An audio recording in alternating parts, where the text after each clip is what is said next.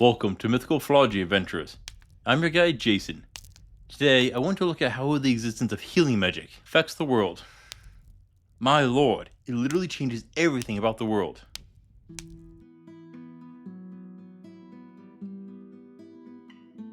We all know it. Our hero fights on, taking arrows and sword wounds as he goes. He fells foe after foe, but eventually, even he surrenders to his injuries and falls to the ground. His life ends. But a valiant healer strides in and raises the warrior to fight again. Without a moment's hesitation, he rushes forward, his strength and courage renewed. This is the power of healing magic, and sadly, it rarely gets used to its full potential. When it comes to spell types, I place temporal and spatial spells at the top, and healing will take the third slot.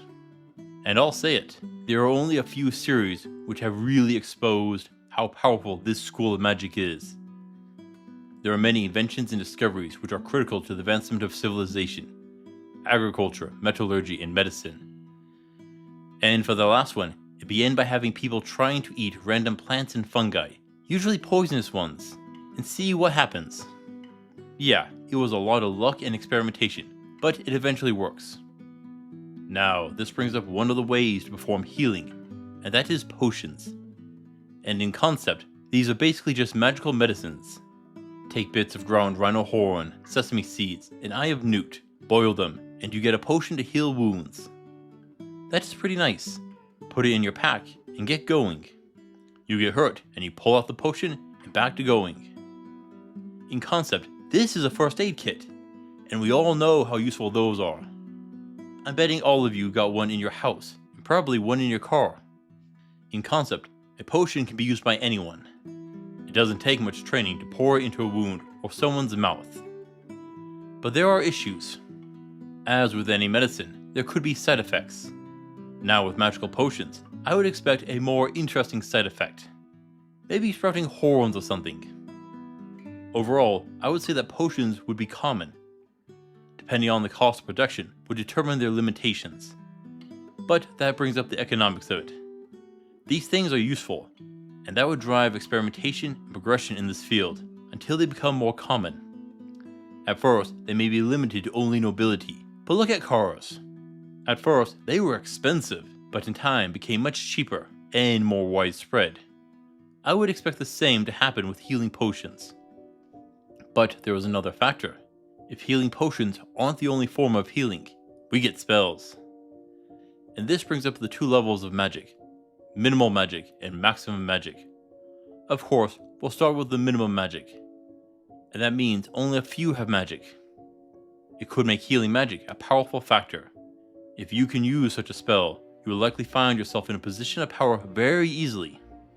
For most of human history, diseases were amongst the most common killers in the world. But with healing magic, no problem. Assuming no side effects. That could allow for a faster population growth and a lower child mortality rate. Throw in reduced deaths from other medical conditions, and it can push the world forward a fair bit. And this brings up the tiers of healing magic. Simple wounds to regrowing limbs. Depending on the level you can cast, would influence where you land in society. And this is pretty clear. Growing back limbs? You get into a fight and your arm gets lopped off. What do? Well, if you can grow it back, you can keep fighting. During wars, limb amputations were common with many injuries. In the aftermath, the soldiers were forced to adapt to their disability. Now, I did do a video talking about how detrimental different disabilities could be for an adventurer. But if you can grow back a limb, losing your leg is an inconvenience, assuming that you can make it to a healer. No matter how badly you get messed up, you're fine to go again, after a quick pick-me-up. And this is why I have some issues with disability in maximum magical situations. Why have a wheelchair when you could just heal the spine and legs? Under this condition, it would make very little sense. You would need to create some sort of contrivance reason for the person not treating their injuries.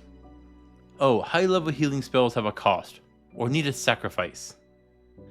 There is no way that some sort of loan shark wouldn't come up to pay the coin or provide the materials, and not accept an extensive way to pay back.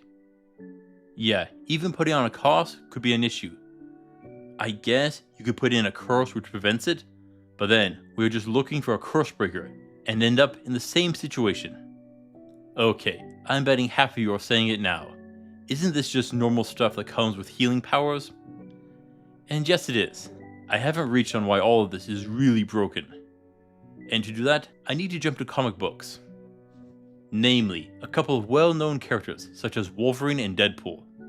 They are famous for their healing powers, letting them survive, well, literally the most insane stuff, such as being reduced to a single drop of blood and growing back. Now let's apply this to a fantasy world. Let's say you are an adventurer and you enter some ruins. You press on without checking for traps, and within a few minutes, you set one off. Your head gets lopped off or impaled by spears. But rather than bleed out, you just pull yourself together and keep going. Suddenly, the chance of death drops significantly for adventurers, which for them is a good thing. But what if we could apply this to a whole army? Suddenly, you have legions of warriors rushing forward who can't be slain. You have an unstoppable force. So how do you defeat them? And that is simple. Take out the healers casting the spell. I know, I have said that before in other videos. Sniping the healer should be standard practice. Yet here is where it can be abused. What if you make your army all healers? So they can heal their own wounds as they go. And if one of them does fall somehow, another can get them up and going again and again and again. That sounds like a nightmare battle, doesn't it? Likely the only way that this would end is if they run out of mana or spell slots. Or if you have spells that just flat out kills them. But you know what they say about comic book characters getting killed off, they never stay dead. And many fantasy series have this spell as well. So one dies, and then you cast one spell and up they go. And this is insane.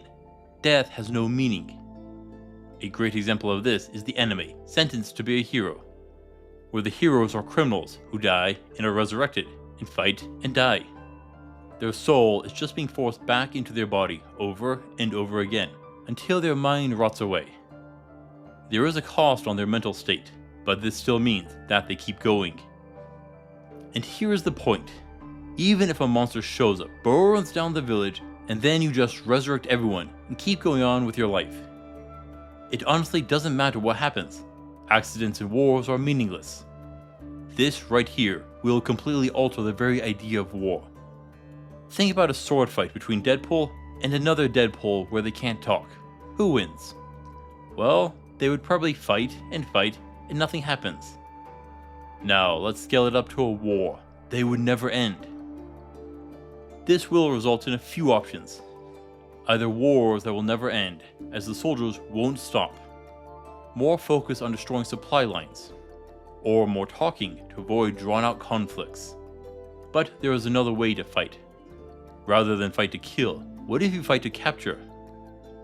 This means, rather than swords and spears, you will want things to incapacitate. Ropes, nets, chains, and such. Rather than fire and lightning spells to turn your foes to ash, you'll use ice and earth to bury and trap your foes.